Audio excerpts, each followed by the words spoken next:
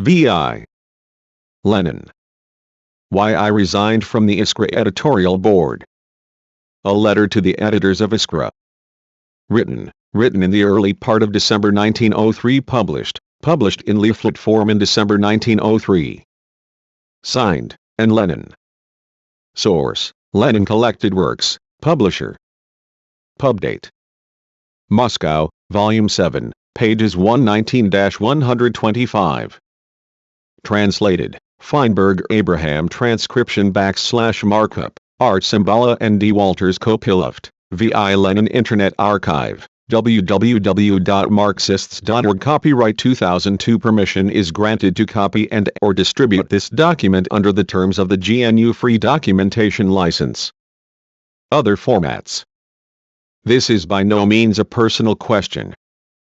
It concerns the relations between the majority and minority of our party Congress, and I am bound to answer it at once, and openly, not only because the majority delegates are bombarding me with questions, but because the article Our Congress in number 53 of Iskra gives an entirely false picture of the not very profound but very disruptive division among the Iskraists to which the Congress led.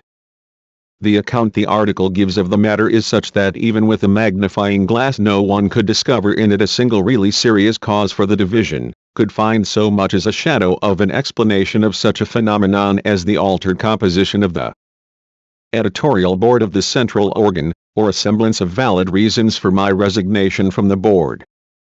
We parted company over the organization of the party's central bodies, the writer of the article says, over the relations between the central organ and the central committee, over the way to apply centralism, over the limits and nature of a possible and useful centralization, over the harm of bureaucratic formalism. Is that so? Did we not rather part company over the personal composition of the central bodies, over whether it was permissible, because one did not like the membership elected to them by the Congress, to boycott these central bodies, to disrupt the practical work, to revise the decisions of the party Congress? At the bidding of a circle of social democrats abroad, such as the majority of the League? You know perfectly well, comrades, that this was indeed the case. But the great majority of the most influential and most active party workers do not know it yet, and so I shall briefly outline the main facts, briefly because, judging by an announcement in number 53 of Iskra, all the material relating to the history of our divergence will shortly be published. At our Congress, as both the writer of the article we are discussing and the Bund delegation in their newly published report rightly point out, the Iskraists were in a considerable majority, about 3/5, according to my calculation, even before the withdrawal of the Bund and Rabashai DLO delegates. During the first half of the Congress these Iskraists stood together against all the anti-Iskraists and inconsistent Iskraists. This was very plainly revealed in connection with two incidents during the first half of the Congress which are important for an understanding of our divergence, the Organizing Committee incident and the Equality of Languages incident. The latter was the only occasion when the Iskraist compact majority dropped from 3/5 to 1/2. During the second half of the Congress the Iskraists began to diverge, and by the end of the Congress the divergence was complete. The controversies over paragraph I of the party rules and over the elections to the central bodies clearly reveal the nature of this divergence. A minority of the Iskraists, headed by Martov, became the rallying point for a steadily increasing number of non-Iskraists and indecisive elements, in opposition to the majority of the Iskraists, which included Plekhanov and myself. Over the question of paragraph I of the rules this grouping did not yet take final shape, but even so the Bundist votes and 2 of the 3 Rabashai DLOist votes gave the Iskraist minority the upper hand. In the elections to the central bodies the Iskraist majority, owing to the withdrawal from the Congress of the 5 Bundist and 2 Rabashai DLOist votes, became the majority at the party Congress. And it was only at this point that we parted company in the real sense of the term. We disagreed profoundly, first of all, over the composition of the Central Committee. After the Organizing Committee incident, at the very beginning of the Congress, the Iskraists hotly discussed various members, and non-members, of the Organizing Committee as candidates for the Central Committee, and at unofficial meetings of the Iskra organization, after prolonged and heated debates, rejected one of the candidates. Supported by Martov by 9 votes to 4, with 3 abstentions. By 10 votes to 2, with 4 abstentions, a list of 5 was adopted which, on my proposal, included 1 leader of the non-Iskraist elements and 1 leader of the Iskraist minority. But the minority insisted on having 3 out of 5, and as a result suffered complete defeat at the party Congress. The great battle at the Congress over whether to endorse the old editorial board of 6 for the central organ or to elect a new trio ended in the same way. Only from this moment did the divergence become so complete as to suggest a split. Only from this moment did the minority, now already become a real compact minority, take the course of abstaining from voting, a thing until then unwitnessed at the Congress. And after the Congress this divergence grew ever more acute. The discontented minority resorted to a boycott, lasting for months. It is quite obvious that the charges of bureaucratic formalism, of demanding unquestioning, automatic obedience, and such like nonsense, which sprang from this soil, were merely an attempt to lay the blame at the wrong door. And this is sufficiently borne out by the following typical case. The new editorial board, that is, Plekhanov and myself, invited all the former editors to contribute, which invitation, of course, was at first made without any formalism, by word of mouth. It met with a refusal. We then wrote an official document, What Bureaucrats? Addressed Dear Comrades, requesting them to contribute in general, and in particular to set forth their grievances in the columns of the publications of which we were the editors. The reply was a formal statement to the effect that they did not wish to have anything to do with Iskra. And, in fact, for months on end none of the non-editors did any work for Iskra. Relations became exclusively formal and bureaucratic, but on whose initiative? Underground literature began to be produced. People abroad were flooded with it, it was disseminated among the committees, and is now already beginning in part to return from Russia. The report of the delegate for Siberia, N's letter on the slogans of the opposition, and Martov's once more in the minority are all full of the most amusing charges against Lenin of being an autocrat, of instituting a Robespierre guillotine regime, of having staged the political burial of old comrades, non-election to the central bodies is burial, and the like. By the very logic of things the opposition is drawn to seeking such differences of principle on matters of organization as entirely preclude collaboration. An especially loud outcry is raised over the celebrated 5th member of the party council. In all these writings, the council is made out to be a piece of diplomacy or trickery on Lenin's part, an instrument for the suppression of the Central Committee in Russia by the central organ abroad, which is exactly the way the matter is depicted by the Bund delegation in their report on the Congress. It need hardly be said that this difference of principle is just as nonsensical as the famous bureaucratic formalism. The 5th member is elected by the Congress. Consequently, it is all a matter of the person who enjoys the greatest confidence of the majority. And the will of the majority of a party Congress will always, however the central party bodies may be constituted, be manifested in the choice of definite persons. How widely this kind of literature has been circulated abroad is evident from the fact that even the good Parvis has taken the warpath against the attempt to grasp all the threads in one hand and to boss the workers from some such place as Geneva.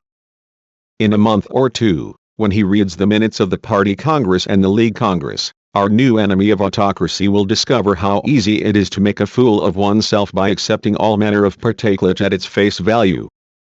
The climax of the opposition's campaign against the central bodies was the Congress of the League.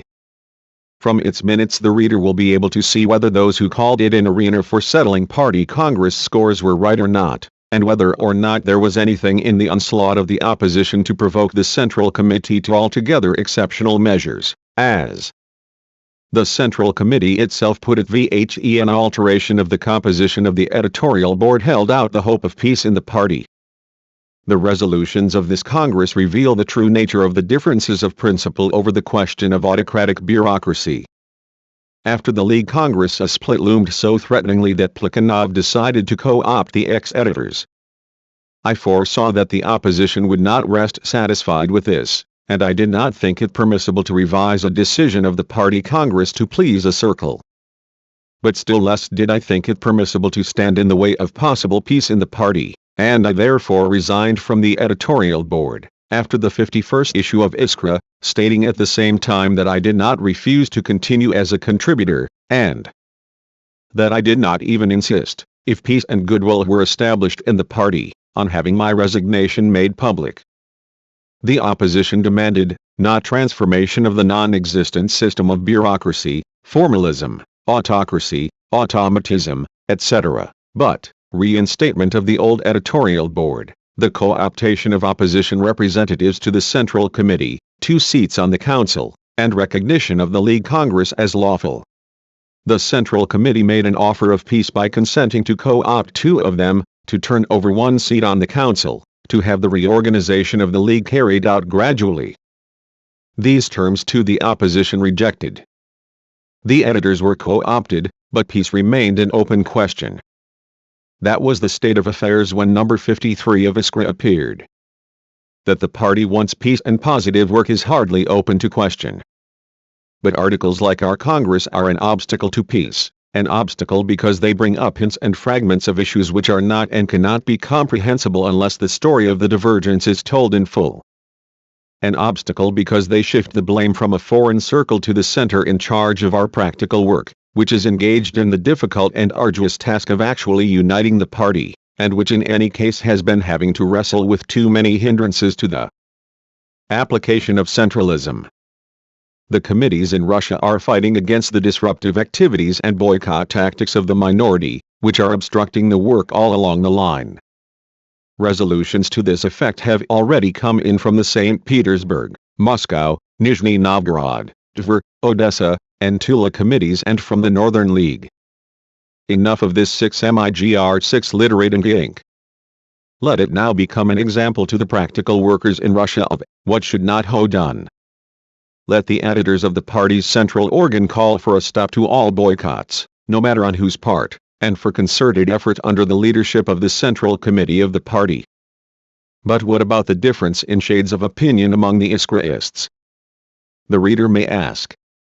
Our answer will be, in the first place, the difference is that in the opinion of the majority one can and should advocate one's views in the party apart from any alteration in the personal composition of the central bodies. Every circle, even of rabbish idealists, is entitled, on joining the party, to demand the opportunity to express and advocate its views. But no circle, not even of generals, is entitled to demand representation on the party's central bodies. In the second place, the difference is that in the opinion of the majority the blame for any formalism and bureaucracy falls on those who, by refusing to work under the leadership of the central bodies, made it difficult to conduct matters in a non-formalistic way. In the third place, I know of one and only one difference of principle on matters of organization, namely, that which found expression in the debate on paragraph I of the party rules. We shall endeavor to return to this question when the minutes of the Congress appear. We shall then show that the fact that Martov's formulation was carried with the help of non-Iskraist and quasi-Iskraist elements was no accident, but was due to its being a step towards opportunism, and that this step is even more apparent in N's letter and in once more in the minority. The minutes will show that the author of our Congress goes against the facts when he claims that the controversy during the discussion of the party rules centered almost exclusively round the organization of the central bodies of the party. Quite the contrary. The only controversy that really involved principles and divided the two sides, that is, the majority and minority of the Iskraists, at all definitely was over paragraph I of the party rules. As for the controversies over the composition of the council, co-optation to the central bodies, and so on, they were just controversies between individual delegates, between Martov and myself, etc.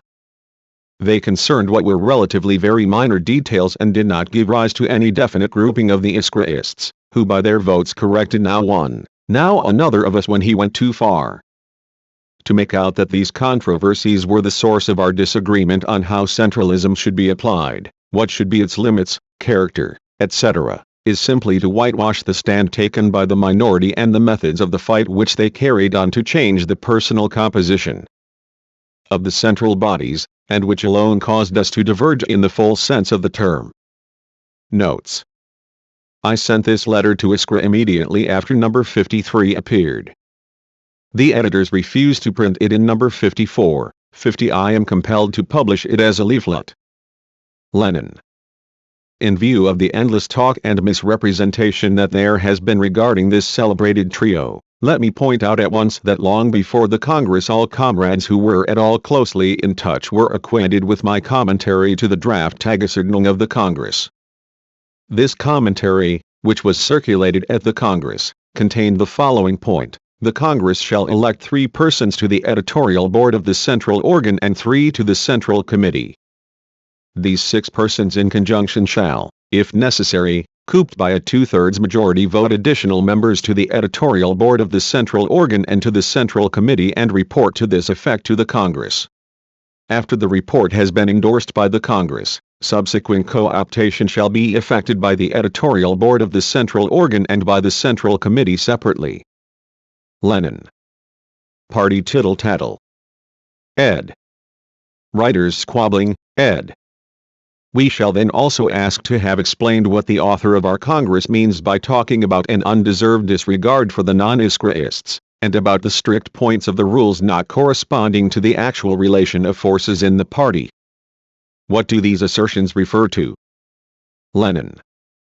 This letter to the editors of Iskra played a big part in exposing the opportunist tactics of the Mensheviks, their disruptive activity at the Second Party Congress and after it. After the Menshevik editors refused pusillanimously to print the letter in Iskra, the Bolsheviks published it in leaflet form. It had a wide circulation in Russia, where it was illegally reprinted. Police documents for 1904-05 show that copies were found during house searches and arrests in Moscow, Kharkov, Tula, Tomsk, Riga, Nikolaev, Poltava, Astrakhan, and the Donbas coalfield. Aus der Weltpolitik, from the realm of world politics, a weekly bulletin published by Parvus in Munich from 1898 to 1905.